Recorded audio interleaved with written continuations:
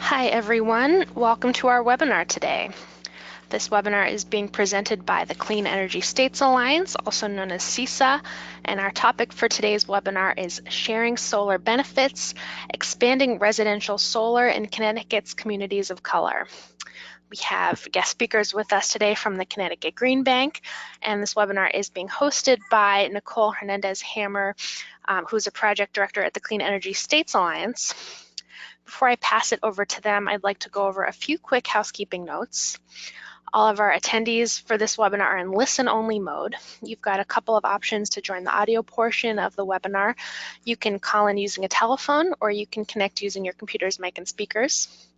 If you'd like to minimize the webinar console so that you can view the presentation full screen, you can use the little orange arrow that you see circled there.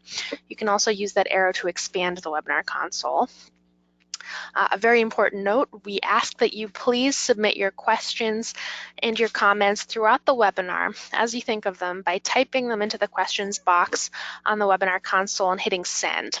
We're going to save about 15-20 minutes for a Q&A with the audience at the end of our presentations, and we would like to get to as many questions as we can. To make sure that we get to your question, type it in when you think of it throughout the webinar, and don't wait until the very end.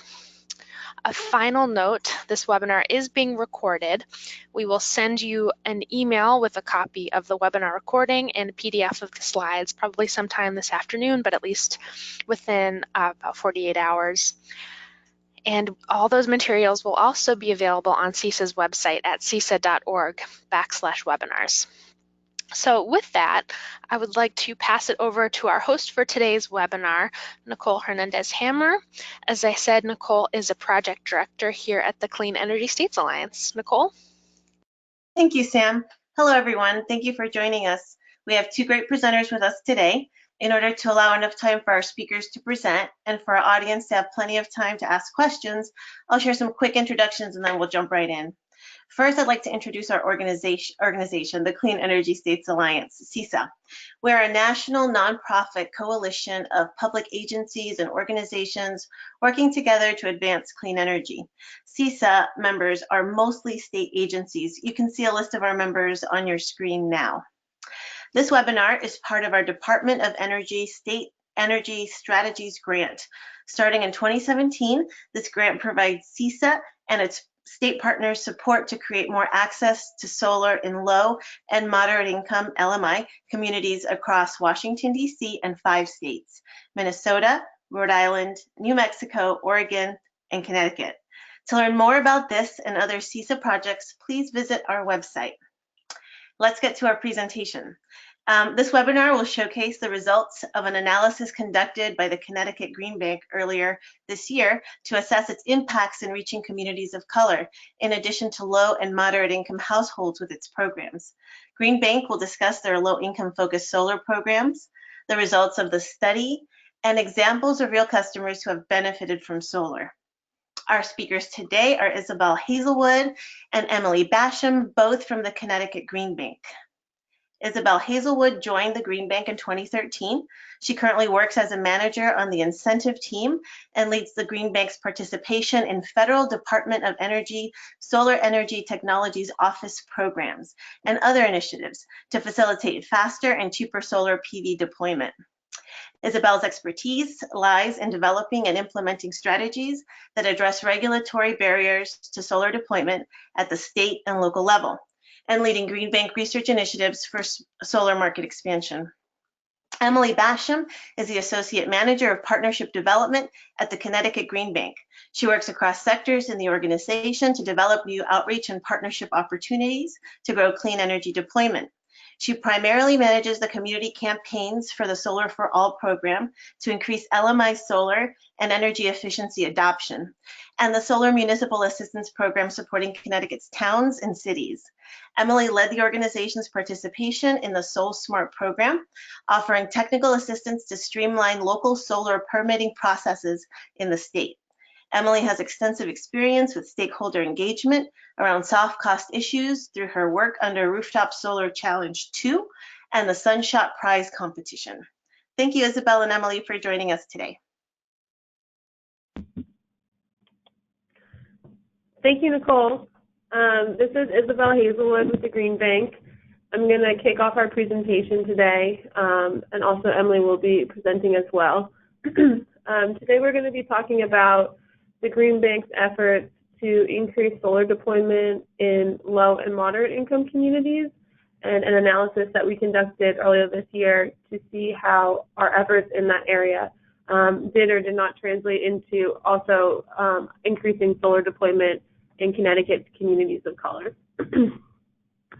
Just quickly, for those of you who aren't familiar with the Connecticut Green Bank, we are a quasi-public state agency in Connecticut that provides incentives and financing for clean energy projects in the state. Our goal is to leverage the limited public dollars that we receive to drive private capital investment into Connecticut's clean energy economy and to reduce energy burdens on households and businesses throughout the state. So this is a brief overview of the residential products that the Green Bank has focused on the LMI market. Our largest program is our residential solar investment program. This is a declining incentive program for solar PV on owner-occupied single-family homes, so 1 to 4 unit homes in the state. We've been operating this program since 2012, and we have a statutory target of deploying 350 megawatts of residential solar in Connecticut. We're at a little over 290 megawatts right now, so we expect the program to end sometime next year. But within the RSIP, back in 2015, after operating the program for several years, we realized that we weren't having as much of an impact in low and moderate income communities as we'd like to see. And so we took a couple of steps to more directly try to bring the benefits of solar to that market. So within the RSIP, we launched a low to moderate income solar incentive.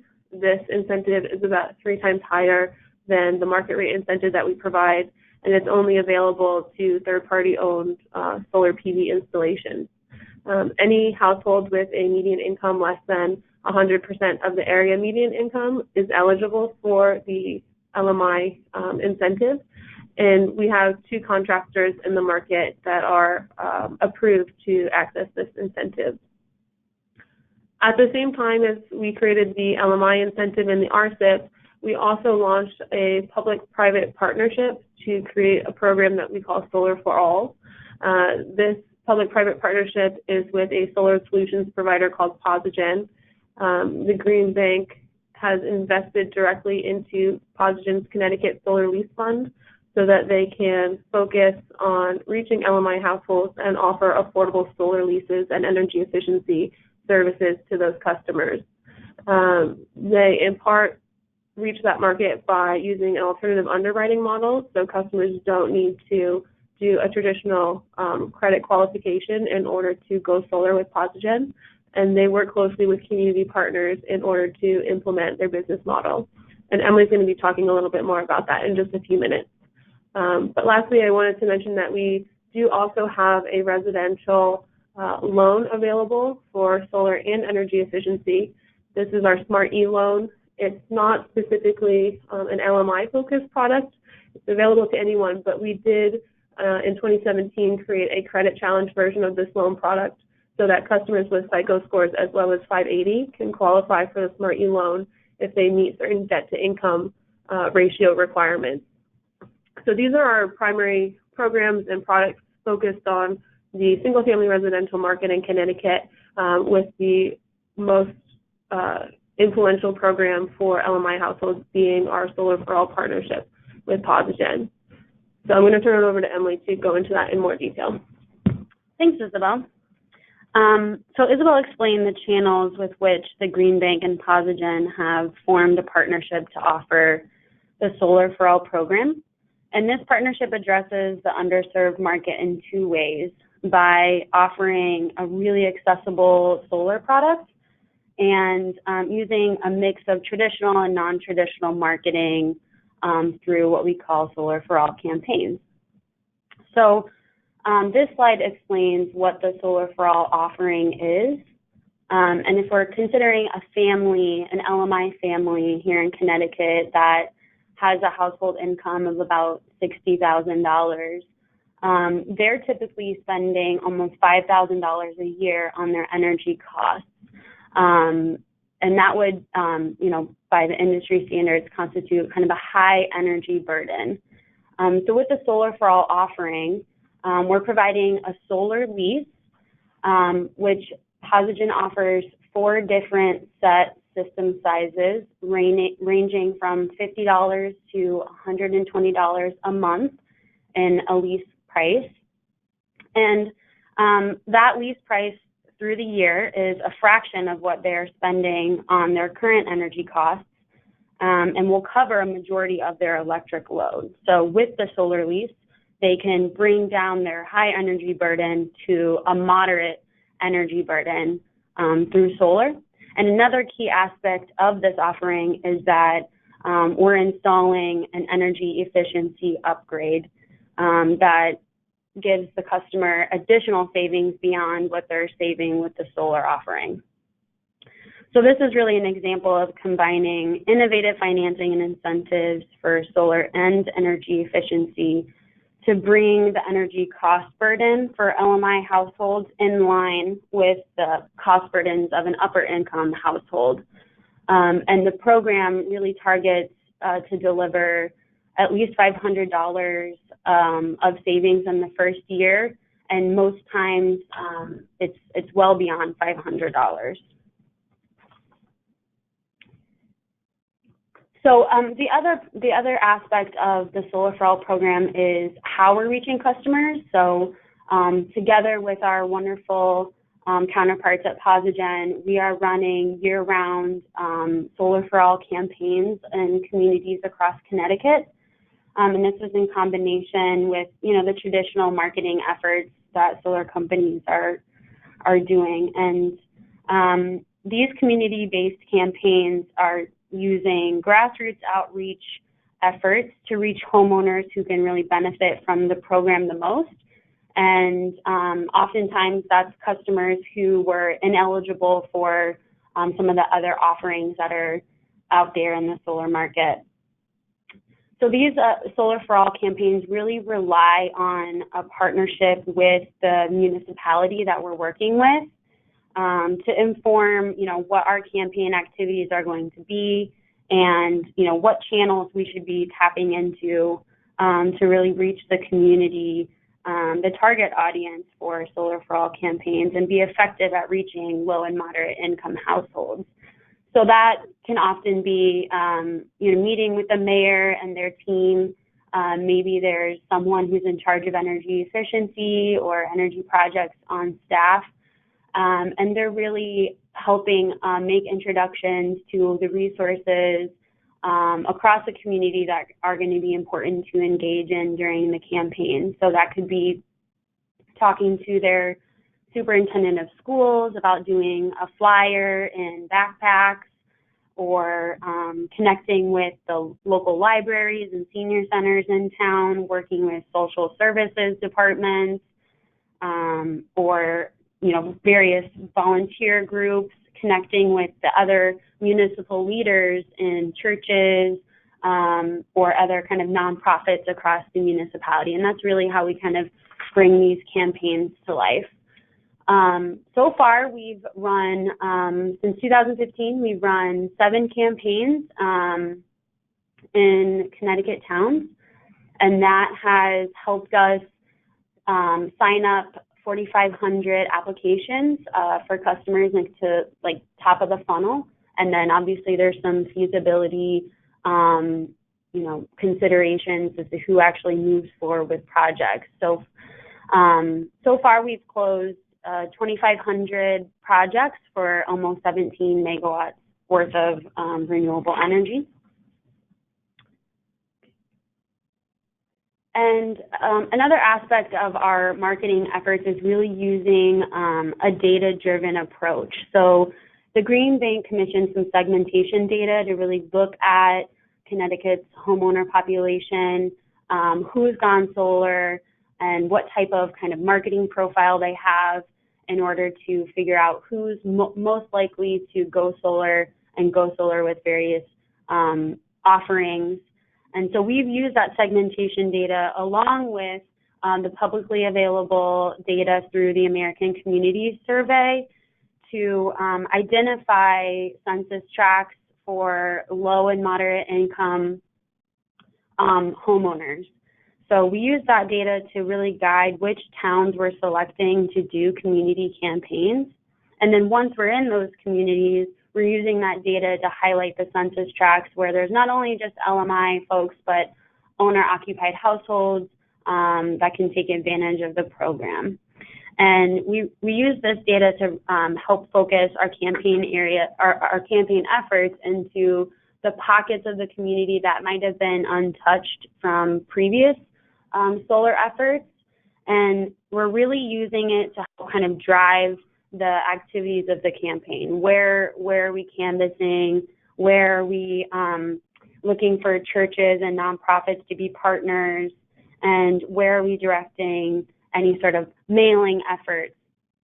So what you're looking at on the screen are just the maps of towns that we've worked with, where we're highlighting and elevating the census tracts where there are low and moderate income homeowners. And then in the middle, there's actually a letter that we worked with to develop. Almost in every town, we've worked with the mayor to help send out an information letter inviting folks to a workshop. And, you know, if there's not a lot of budget to go around to do a mailing, it's really helpful to have the target areas of a town that you want to make sure that you're reaching. And so we use this data to target some mailing efforts as well.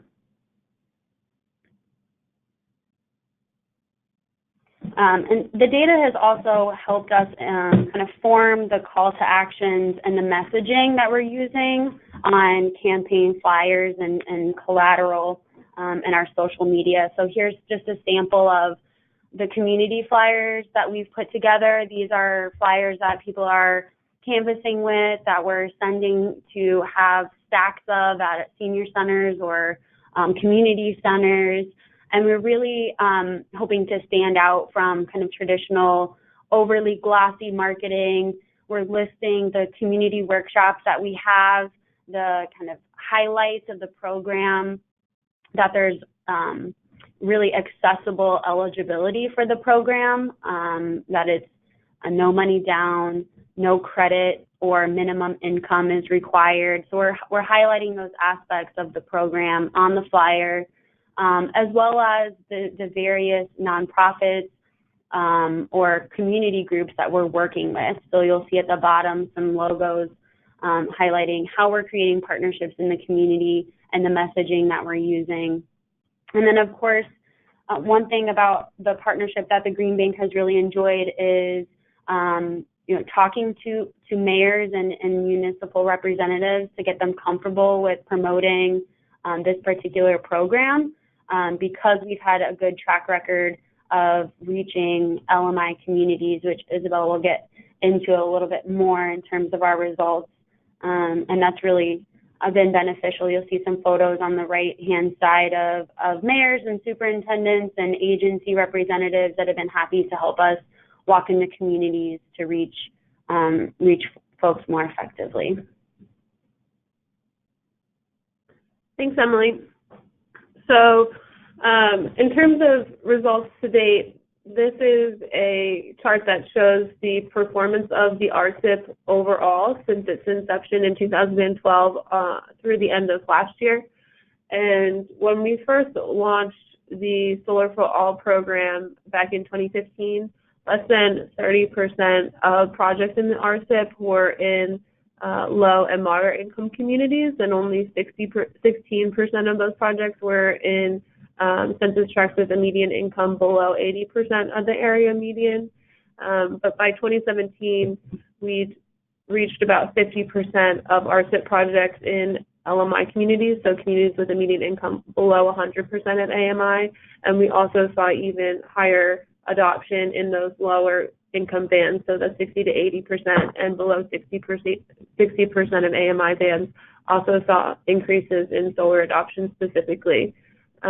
This, in part, is due to our partnership with PosiGen and the Solar for All program specifically, but in addition to just seeing LMI uptake through that program, we also began to see a lot more uptake in LMI communities more generally and through other contractors, showing that the model really had spillover effects throughout the industry. So as more low-income communities saw solar in their communities, it really piqued interest amongst other homeowners and other households, and so we're seeing a lift in LMI adoption in the RSIP overall and not just through the PosiGen Solar for All program.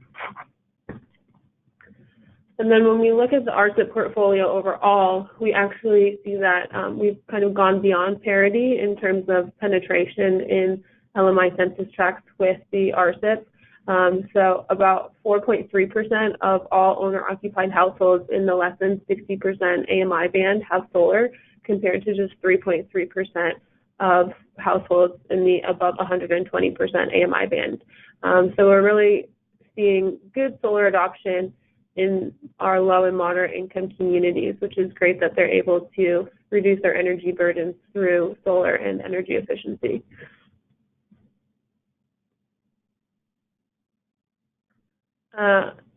So while we knew that we were making progress in reaching LMI households, earlier this year there was a study that came out from Tufts and UC Berkeley that said that there was significantly lower solar adoption in communities of color than there were in communities that had no racial or ethnic majority. So according to their research, Black communities had 69% less solar, Hispanic communities had 30% less solar, and Asian communities had 2% less solar than communities with no predominant racial or ethnic majority, and white communities had 21% more solar. So this really prompted us to take another look at our data to see if our success in reaching LMI households would also translate into reaching communities of color.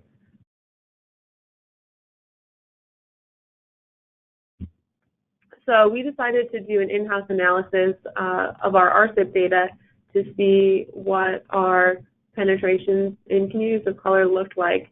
And we tried to follow the Tufts and Berkeley methodology as much as possible.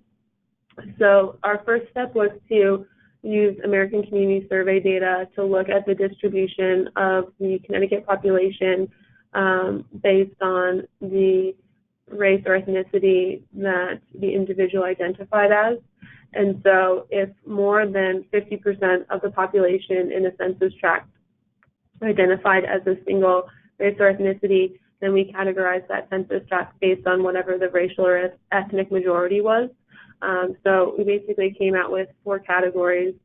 We have some majority Hispanic census tracts, some majority Black census tracts, some majority white census tracts, and then some census tracts with no majority race. So no more than 50% of the population identified as a single race or ethnicity. And what we found when we did this was that about 10% of the population in Connecticut lives in a community of color, so a majority Hispanic or majority Black community, but overwhelmingly many of the census tracts in Connecticut are predominantly white. About 75% of the population lives in a predominantly white community. We then use these categorizations of the census tracts to look at the distribution of owner-occupied housing. And we looked at owner-occupied housing specifically since those are the homes that are eligible for the RSIP program. And when we looked at the distribution of homes in communities of color, we found that there's fairly low owner occupancy in those communities. Less than 6% of all the owner-occupied homes in the state are located in communities of color, whereas about 85% of the owner-occupied housing in the state is in a predominantly white community. We then compared the distribution of the housing to the distribution of RSIP projects. And so when we did this, we saw that we're actually seeing fairly high representation within the RSIP in communities of color. About 4% of RSIP projects are in majority Hispanic communities compared to just 3.6% of the owner-occupied homes in the state, and 3.8% of RSIP projects are in predominantly Black communities, compared to just 2.1% of owner-occupied homes. We also see slightly lower representation in majority white communities, so only roughly 82% of RSIP projects are in majority white communities, compared to 85% of the owner-occupied homes.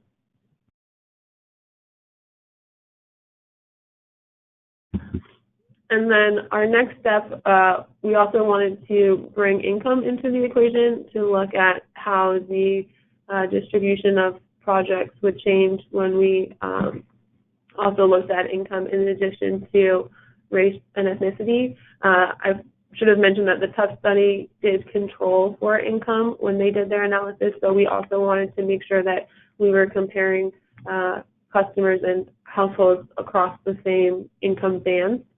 And I apologize that this chart is not the most pleasant to read, but the point is that we still saw similarly good results when we also included income into the analysis. So when we look at in the less than 60% AMI band, we're seeing overrepresentation of RSIP projects in predominantly Black communities, and we're about right on par in no majority race communities, and slightly lower representation in majority Hispanic communities.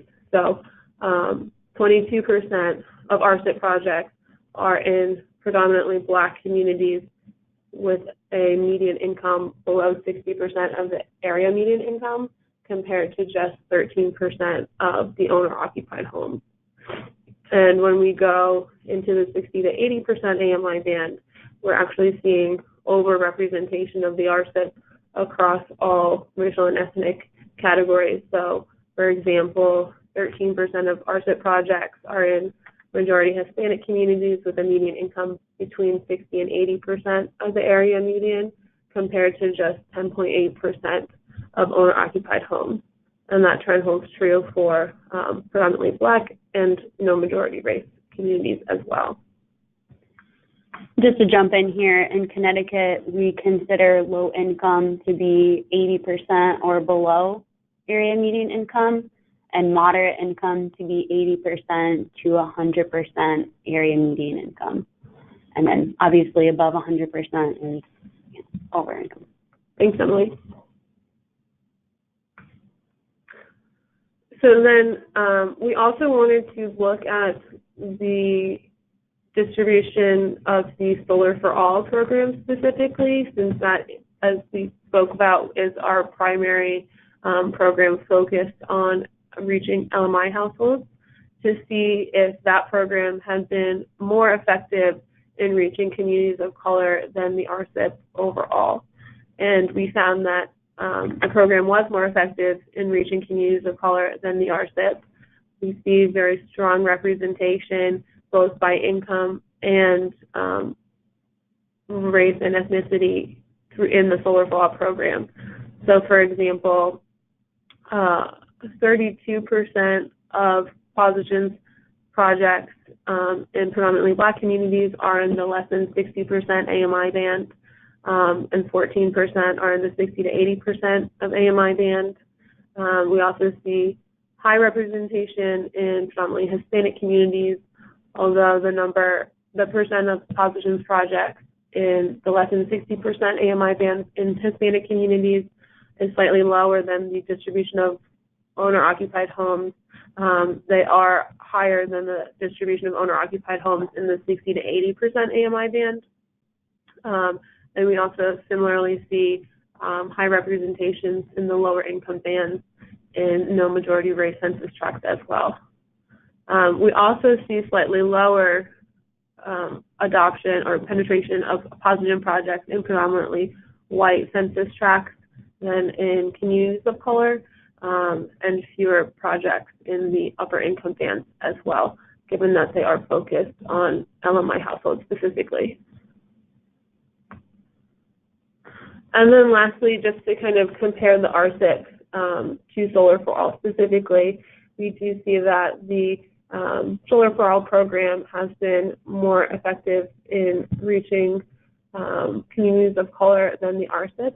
So about 10% of Solar for All installations are in predominantly Hispanic communities compared to just 4% of the RSIP, and 16% of Solar for All installations are in predominantly Black communities compared to just 3.8% of RSIP projects. So our analysis concluded that while both RSIP and Solar for All have been effective in reaching communities of color, the Solar for All program has been more effective than the RSIP in general in reaching those communities. So I think kind of a takeaway from this research is that,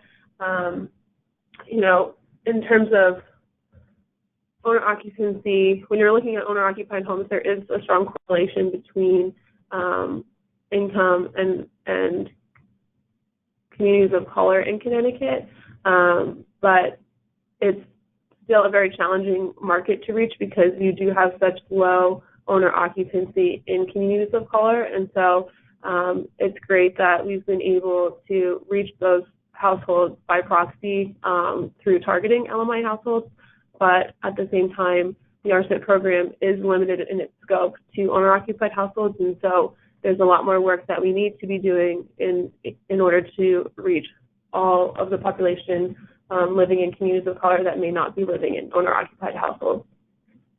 But that said, I just threw a lot of ugly graphs at all of you, so I'm going to turn it back to Emily to give us some examples of real customers who have benefited from the Solar for All program. Thanks, Isabel. So this isn't necessarily the charts that are full of percentages that Isabel showed you, but we wanted to throw some numbers at you guys just to be able to understand the savings that PosiGen customers are enjoying through the Solar for All program and how effective this program has been at helping LMI homeowners lower their energy burden. So we highlighted a couple of customers and we're able to go out and meet these customers and photograph them through actually funds through a grant we're working on with CESA. And this, who we're looking at, is Melvin, who lives in Bridgeport, and you see him standing on a street in front of his home, and he actually was energized in 2015 with a 6 kilowatt solar system. The Green Bank incentive that we offered through the RSIP program that Isabel was talking about was about $5,600. And the pricing in 2015 for his 6 kilowatt system was $75 a month. And this is for 20 years. So over 20 years, he's paying $18,000 for his lease costs.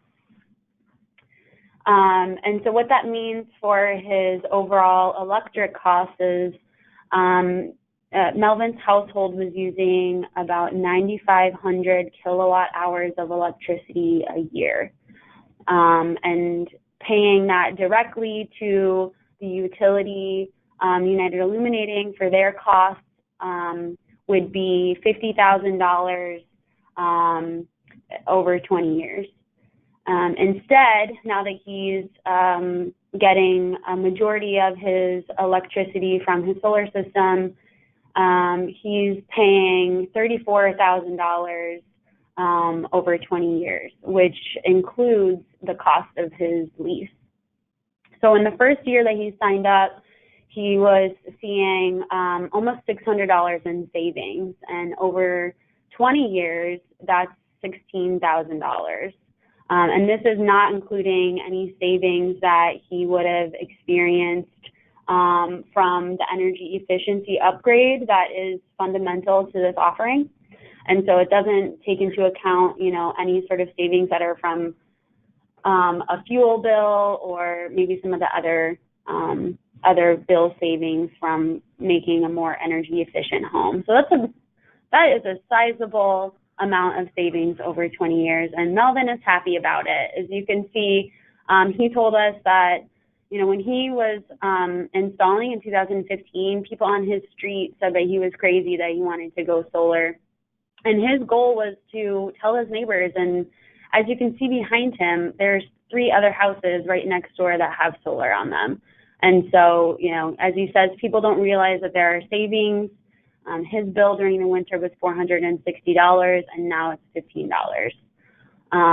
So, you know, we get questions about this all the time. You know, what does this look like in numbers? What does this look like in communities? And this is what it looks like for Melvin. And just to walk through one more, this is Chad. We had the pleasure of meeting Chad and his son Justin. Their house is behind them in Stratford, Connecticut, right next door. And this is a relatively newer customer. He was energized in April of this year with a 7-kilowatt solar system. And our incentive for that was almost $4,000, which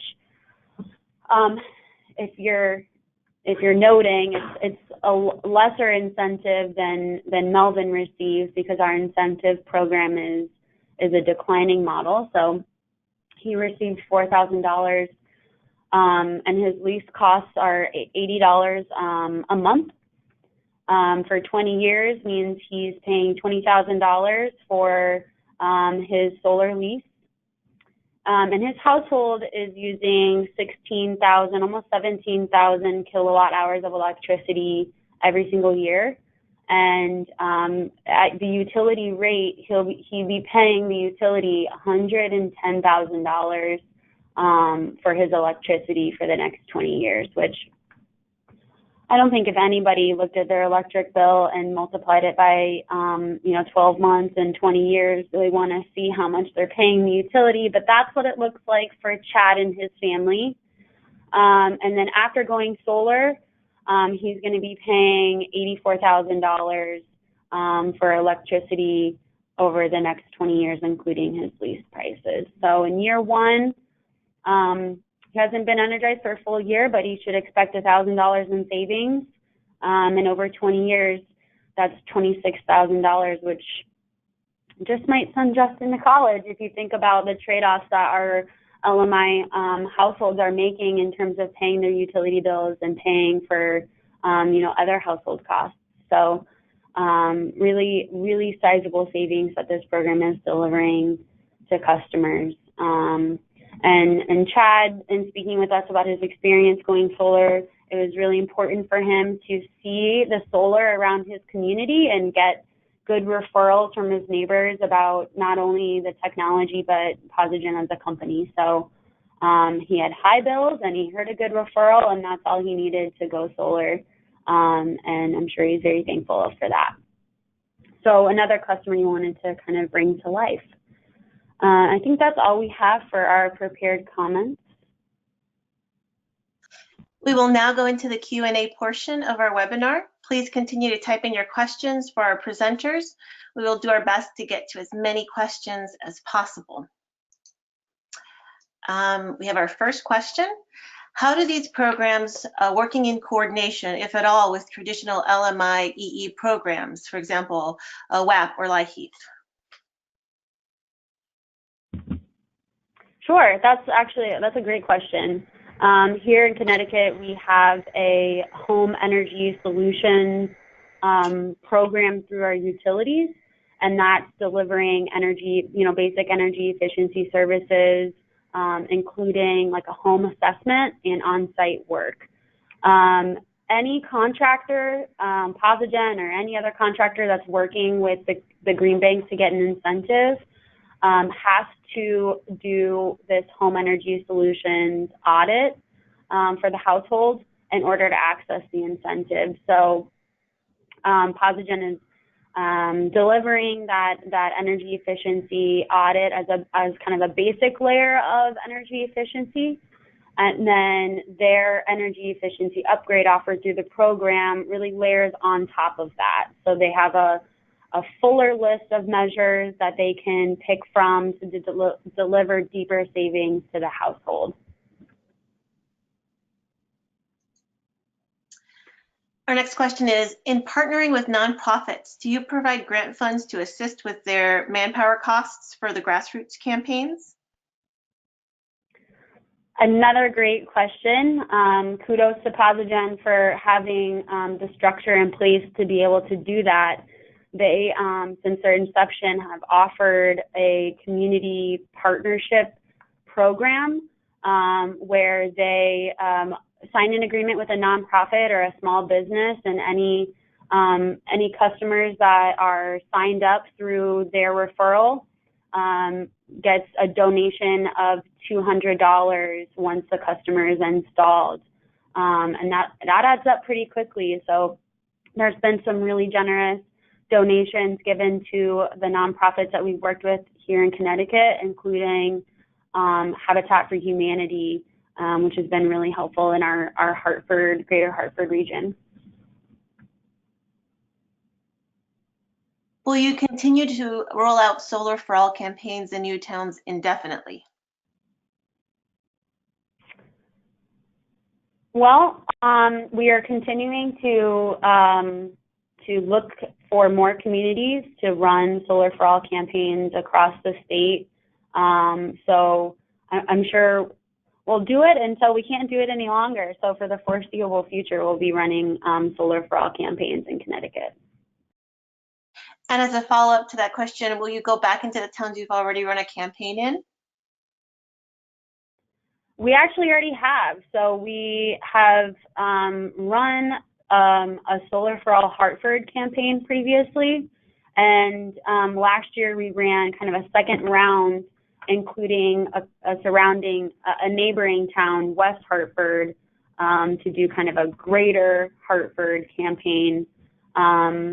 And that was really helpful because sometimes folks are not ready to take the step. I think we all recognize that it has to be the right time to buy a car, or the right time to do an improvement project on your home. So we were pleasantly surprised at how successful the second round of our Hartford campaign was.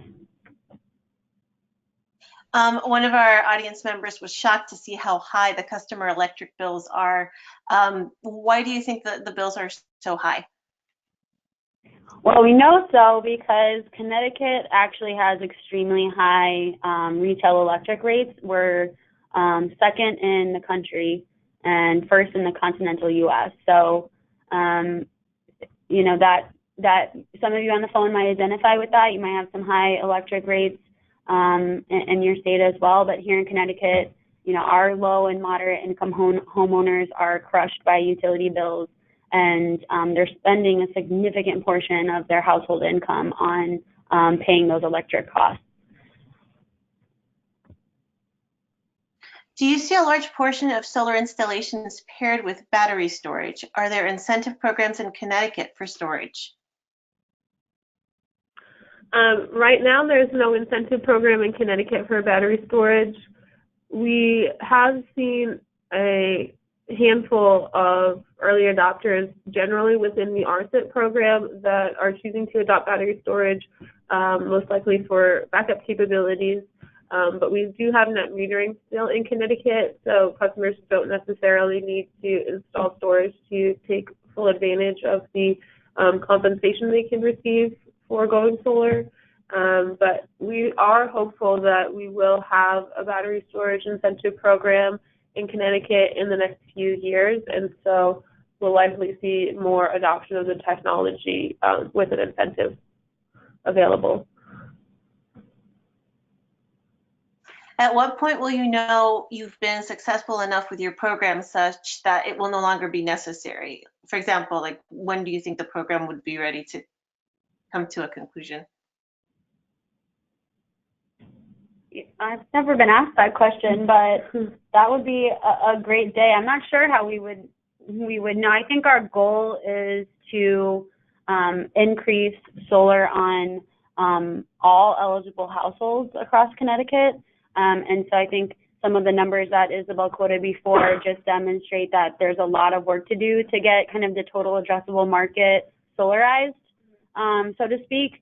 We do have a bit of a limiting factor when it comes to expanding solar in communities of color, and that, you know, Connecticut, we don't have high home ownership in our predominantly Hispanic and Black census tracts. So that's an issue that needs a lot of work here in the state, and I think we'll be working on that for a long time.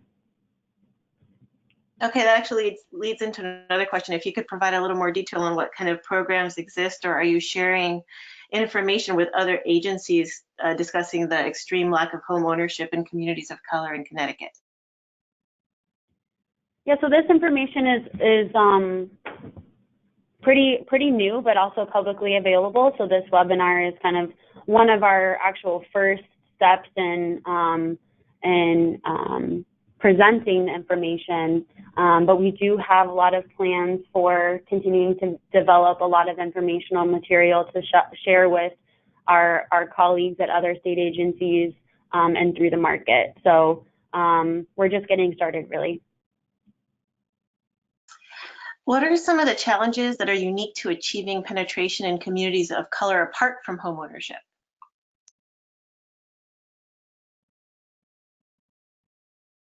That's a great question.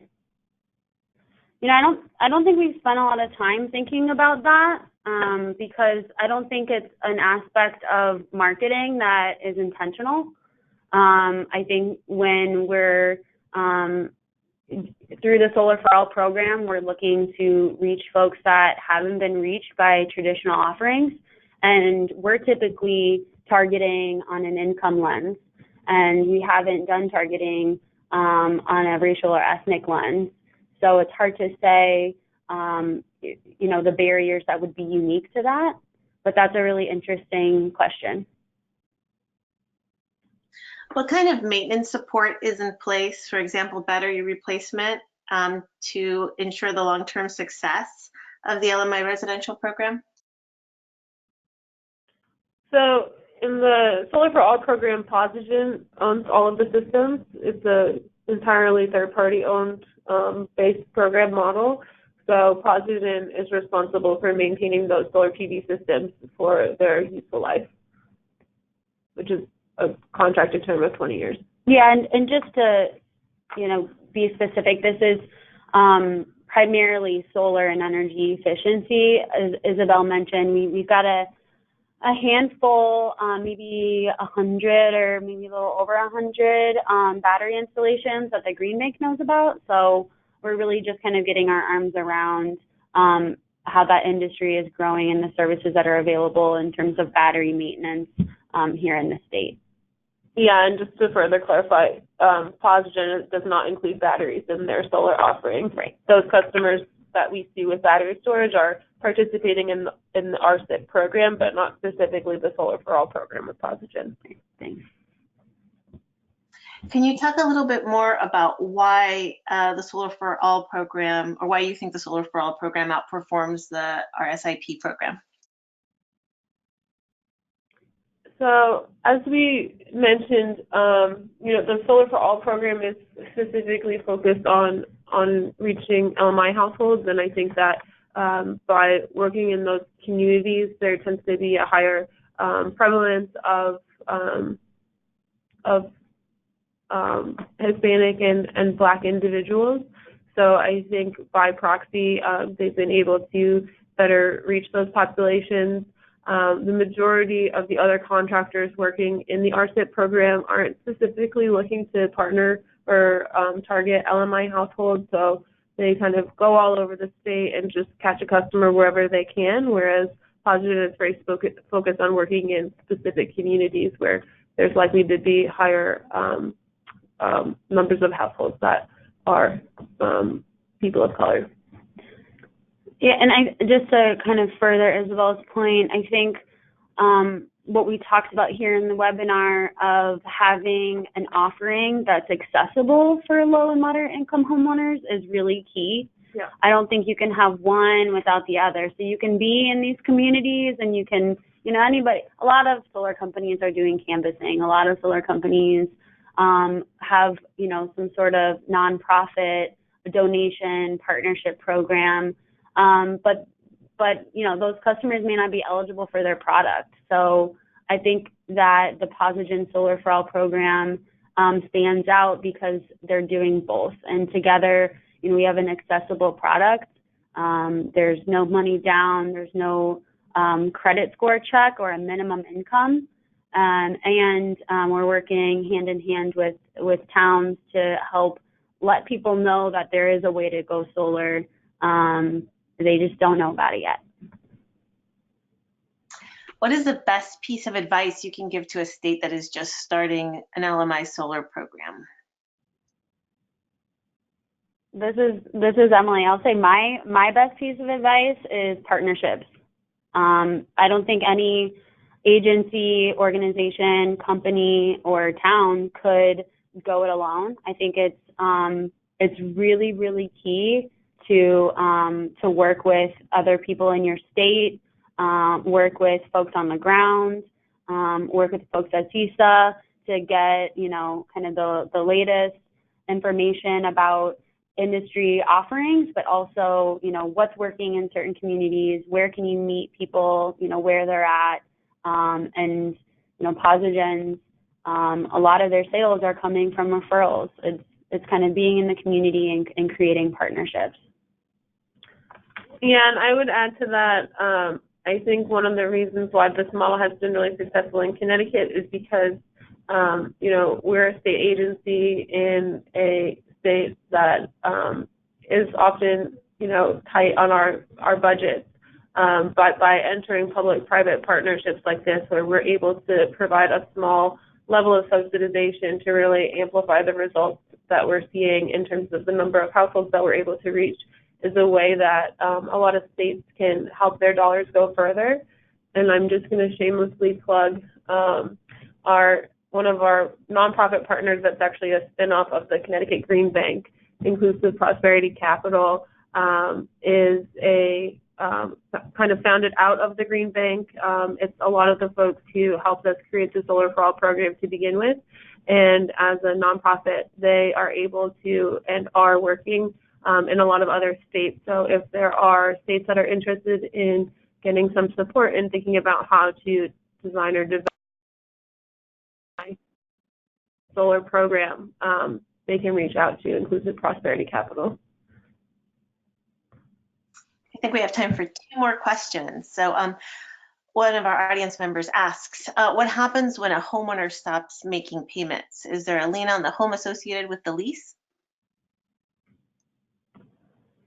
So when a homeowner stops making payments, I would say, and speaking for PosiGen, because this is kind of their in-house policies for their lease program, they have a lenient period where they will allow the customer to catch up, and they really work with, they bend over backwards to work with their customers so that system removal is absolutely the last resort.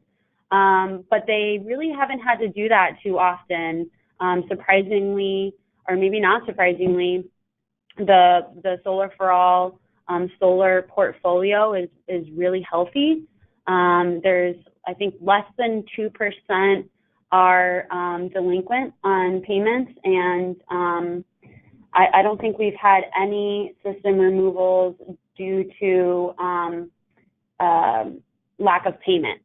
Instead, I think system removals have been caused because of homeowners moving and new homeowners don't want to take over the lease or conditions like that. So it's an issue they don't have to run into often, but they work really hard with their customers because they know how hard they had to work to get that customer. So they really go above and beyond in that regard.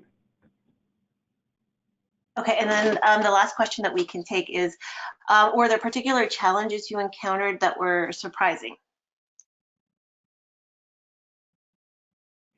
I think working in the low and moderate income community, there's additional challenges that relate to the housing stock that folks have here in Connecticut, and this might be kind of a New England issue that we have really old housing stock, and it's there's additional kind of issues that come up when you're doing any sort of home improvement project, whether it's lead or asbestos in the house or other health and safety measures that really aren't in the kind of the typical solar project scope.